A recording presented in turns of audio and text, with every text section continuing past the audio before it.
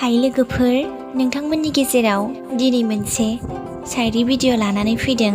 शायरीखौ लिरदों बिथां दैमा नार्जारी, डिस्ट्रिक्ट चिरां, भिलेज आमथिका जेंसिबारि।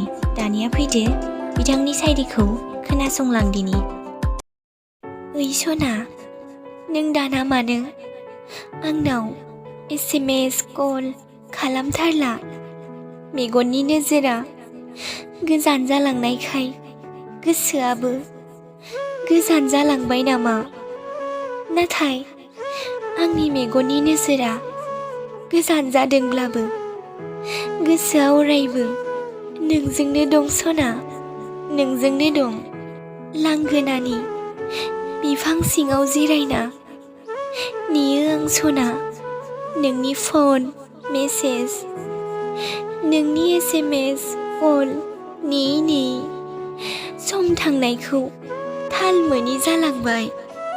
जारां साना जेबोला सोनाब फैसालि फारसे दोबैलाङो, अबोला खोमसियाबो साग्लोबबोयो सना। अबोला आं नोंखौ गोसोखांसै, सिगां नोंजों रायज्लायनाय नोंनि गोदै गोदै बै रावफोरखौ नेबाय थागोन सना, आं नोंखौ नेबाय थागोन। नोंनि SMS कल अरायबो नेबाय थागोन।